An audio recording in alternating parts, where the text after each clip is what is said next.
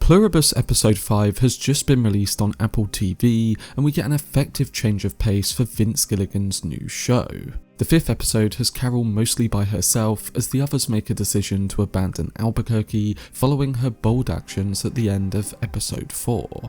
There's also a big sense of quiet horror and mystery in this episode, building up well until the final discovery that Carol seems to have made. So in this spoiler review and explained analysis, I'm going to be giving you my breakdown of Pluribus episode 5 entitled Got Milk, alongside discussing my general thoughts towards it.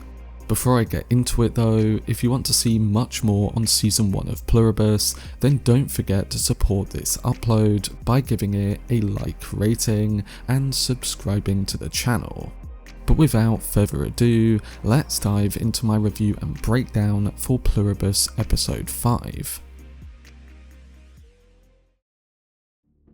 So 5 episodes down, the world has become an even more lonely place for Carol Sturcker. At the end of episode 4, Carol tried to force answers from Zosha about whether the joining is reversible by injecting her with a truth serum. She learned that the joined cannot lie and that maybe she could get some answers out of them. However, this resulted in Zosha suffering a cardiac arrest and a terrifying scene as the hive mind surrounded Carol, cried while chanting "Please Carol" and tried to resuscitate Zosha. Episode 5 picks up in the direct aftermath of this, and it shows that the others are making a big move in response to what happened. So the episode begins with Carol checking up on Zosha, and to her surprise, every one of the others she comes in contact with gives her a droopier response than usual. She eventually has a nap in the hospital, and that's when the hive truly responds to what happened. And that's because when Carol wakes up, she's greeted with emptiness. When she tries interacting with devices or reaching out to the hive, a pre-recorded message plays. It says that the hive has chosen to distance itself from her and that they need a little more space. It's passive-aggressive, almost sounding cheerful, but underneath that tone is a cold severing, as the hive has decided it's easier to remove itself from her than to deal with the chaos and unpredictability she brings. A fun thing to note is that the voice on these messages is none other than Better Call Saul's Patrick Fabian, who famously played Howard Hamlin. Not sure if he's ever going to appear in the show, but it does act as a nice nod to him.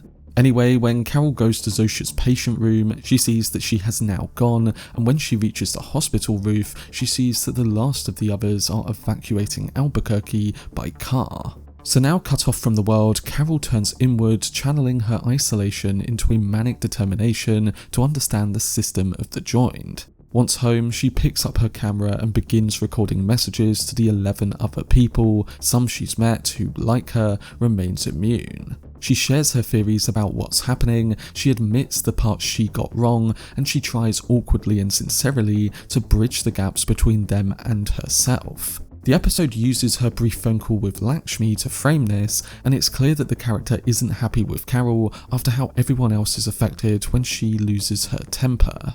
But anyway, when it comes to her recorded videos, they aren't all that polished. They're raw, rambly, sometimes tearful, and sometimes fueled by anger. After putting on a business-like posture and suit jacket, she warns them that the perks of the collective may seem attractive right now, but that they might lose their chance at individuality if they don't heed what she's uncovered. She tells them about what happened at the end of episode 4, and that she believes they have a chance of reversing the world back to how it was. It's quite ironic that with her now wanting connection, everyone has disappeared. The city is eerily quiet and powered down, and while Carol is able to get the lights on and get her recorded messages picked up, duplicated, and sent to the other immune by drone, these drones struggle to perform other basic services. For instance, when Carol tries to get her trash collected, a garbage drone sent to pick up her bags fails miserably, getting tangled on a lamppost and spilling the trash. Also, the emptiness of the city becomes painfully visible, and we learn that wild animals like dogs or coyotes begin roaming.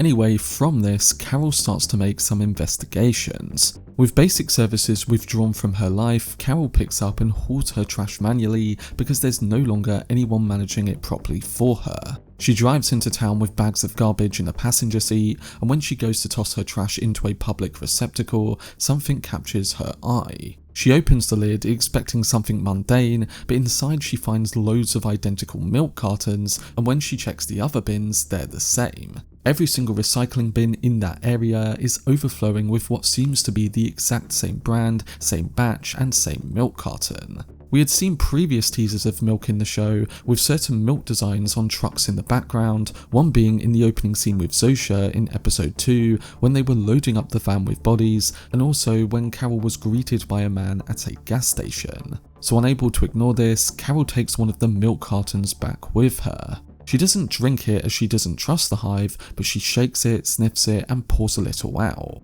With this, Carol discovers that every milk carton, whether it's labelled plain, strawberry, or chocolate, is actually filled with the same odd honey-coloured fluid. We learn that it's a mixture made from water and an unidentified white powder.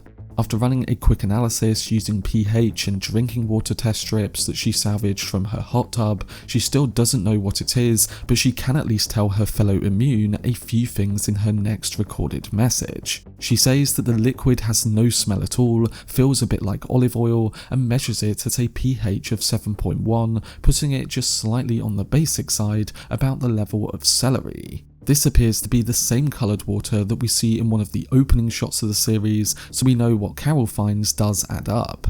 Anyway, she sends off this update with another drone, and it's anyone's guess whether the others are passing her message along to the remaining unjoined. Before she can follow up on her investigations, Carol has to deal with a more direct problem, and this is to do with those animals that appear to be roaming around Albuquerque. I discussed the problem of the animals in my recent theory video, and it seems that everything we have seen up until this point with them is repeating itself with more clarity. In Carol's meeting of the unjoined humans on Air Force One in episode 2, Kumba pointed out that all the zoos are now empty.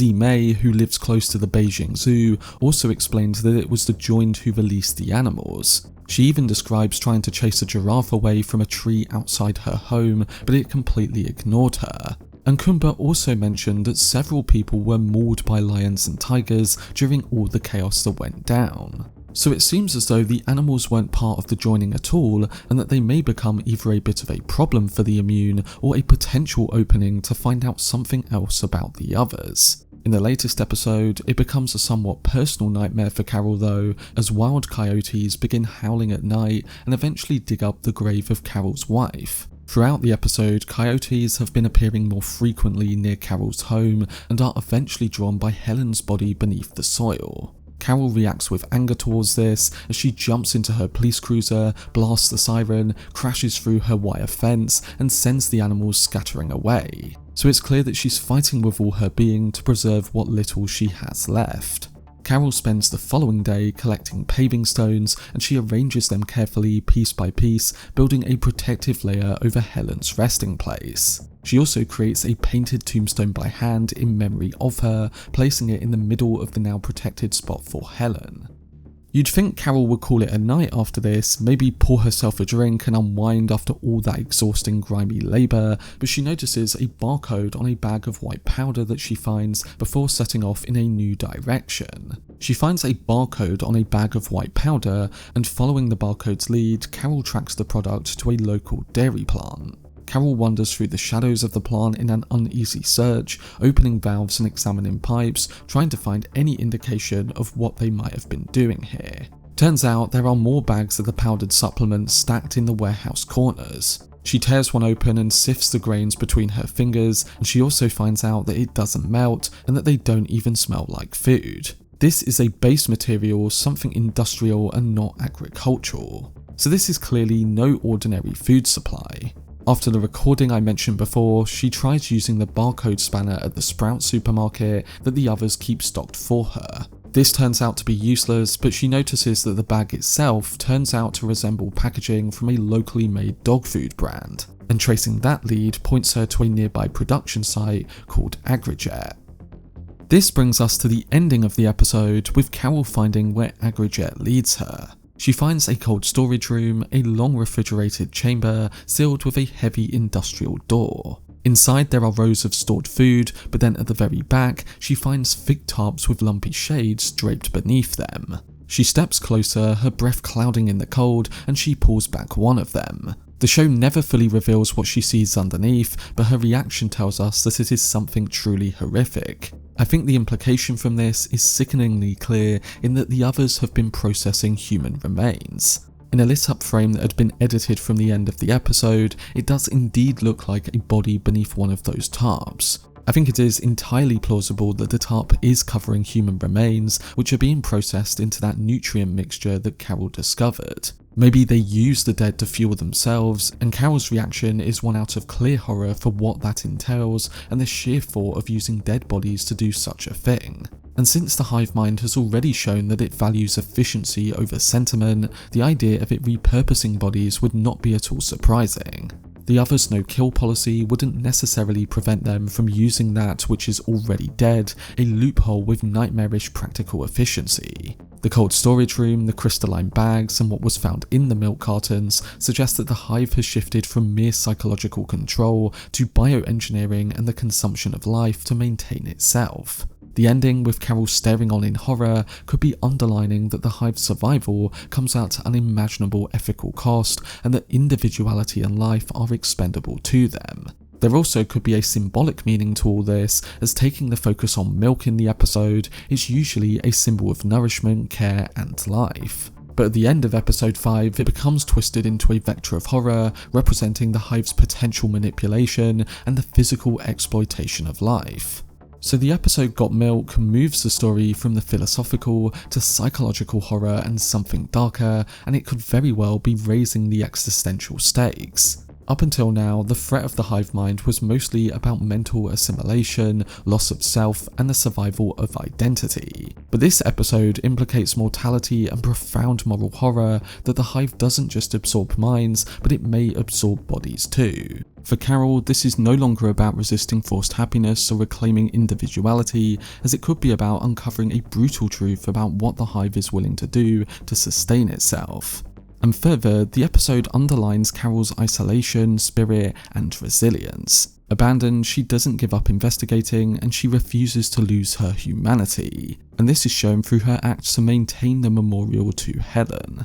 But overall, the final reveal and what truly lies under the tarps could reset the show's moral compass. Nothing can be taken for granted anymore, as food, community, and even death are twisted. And whether that does lead to something else regarding the hive is still up for question.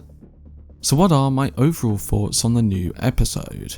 Well, Pluribus episode 5 is one of the season's most unsettling hours, and it stands out less for plot acceleration than for the mood of eerie, suffocating isolation that it builds around Carol. The episode deliberately slows the pace, pulling the viewer into Carol's loneliness as the hive mind quietly expels her from their world, not through confrontation, but through absence. In a way, the other's silence becomes more menacing than any open threat, and the desolate, emptied out Albuquerque feels like a city abandoned after the apocalypse, even though the apocalypse is still ongoing in plain sight. The show uses this emptiness to deepen Carol's character as we watch her teeter between stubborn resolve and emotional collapse as she tries to maintain a sense of purpose. Her investigation into the strange milk cartons gives the episode a creeping detective horror energy too, but what lingers most is how the show meshes that mystery with her own private grief. The sequence of her protecting her late wife's grave and painstakingly reinforcing it with stone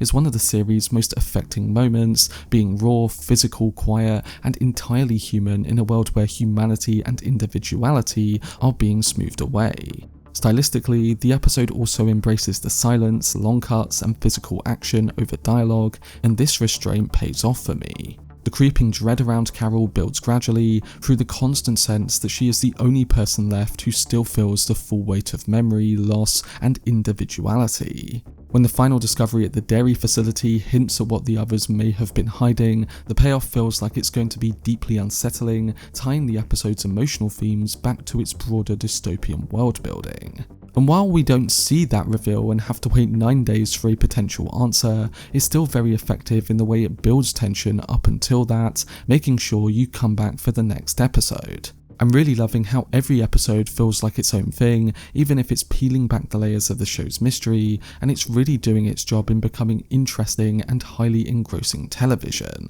So as a whole, episode 5 works as a character-driven, atmospheric descent into solitude and horror. It's the show at its most thematically confident, being slow, somber and haunting, and leaving you unsettled long after the credits roll.